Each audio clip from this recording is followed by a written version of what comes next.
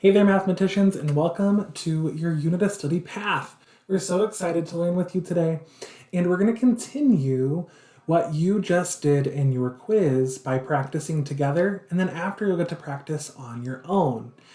We're going to, you guessed it, be working with equivalent fractions.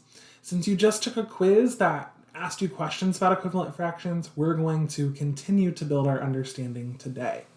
So let's get started. You've probably seen this before in your mini lesson. We've talked about how we have fractions that can be equal to each other but have different sized pieces. So we talked about how when the size of the whole is the same, we can think about if fractions are equivalent or not. So again, huge importance here. The whole must be the same size. So over here on the left, we've got one whole and they're the same size. And the orange shows 2/3 and the blue shows 4/6. We know that these two fractions are equivalent because they're the same length. This is a length model. Over here, we have 2/3 and 4/6, but here the size of the wholes are different, so they're not the same length and they're not equivalent. So it's so important that the size of the whole is the same. So let's use that thinking to help us today decide if fractions are equivalent.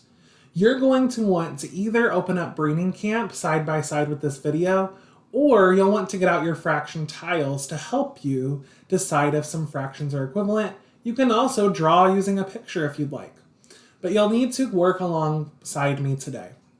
So we're going to look at 3/4 and 6/8 today. I'm going to make a picture of these fractions. I want you to do that with me. Either make a picture, get out these tools, or open Braining Camp and do it with me there. To show 3/4, we're going to get out 3/4 tiles. There's 1/4, 2/4, and 3/4. I know this is 3/4 because there's 3 total pieces. And they're partitioning the whole into those 4 equal pieces. For 6/8, I need 6/8 pieces. There's 1, 2, 3, 4, 5, 6. So I've got 3/4 and I've got 6/8. These are equivalent because they're the same length. If you've done this with a picture or if you've done this with your tools, you should have one that looks like mine. And we are going to say these are equal. You're going to try one now on your own and then check it with me. I want you to get out tools, Braining Camp, or create a picture of these two fractions. Remember, the size of the whole must be the same. Here's the size of the whole for when we're using those tiles. If you're making a picture, those sizes of the whole must be the same as well. Do you think these two fractions are equivalent? Try to figure that out by making a model. And then enter your thinking, equal or not equal. All right, let's see together. I'm going to make 7/12.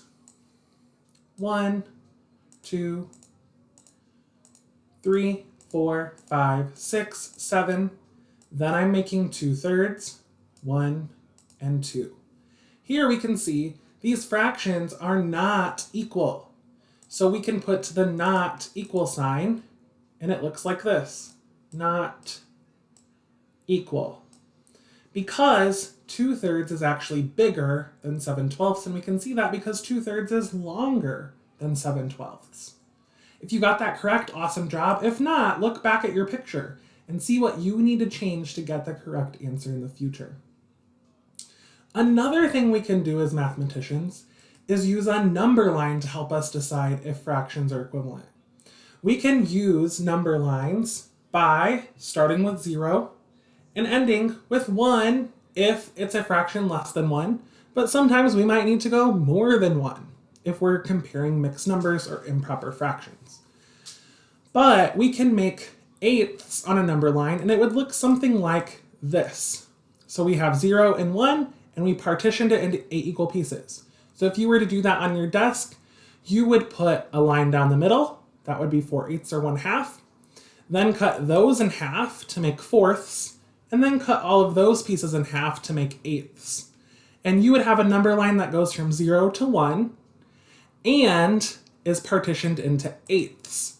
So remember, 8/8 is equal to 1 whole.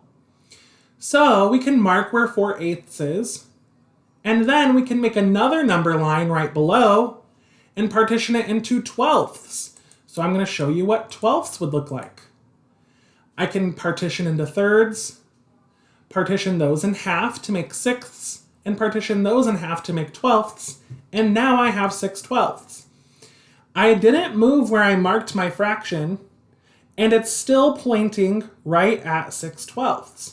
So 6/12 looks like this, 4/8 looks like this.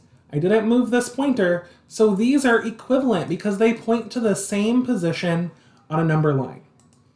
So they are equal.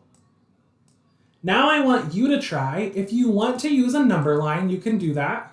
If you don't think that's a good fit strategy for you, that's okay. You can use tiles, you can use Braining-Camp tiles, or a picture to help you decide if 2/3 and 9/12 are equivalent. Enter in, are they equivalent or not? All right, let's check together. I'm gonna go to make 2/3 on my number line. To do that, I'm gonna put 0 and 1 on a number line and then partition it into thirds. Here's 1/3, here's 2/3. Remember, 1 is equal to 3/3. So I'm going to put my pointer on 2/3, which is right here. Now I'm going to make another number line that is twelfths. So what I will do, oh, my pointer doesn't want to stay there.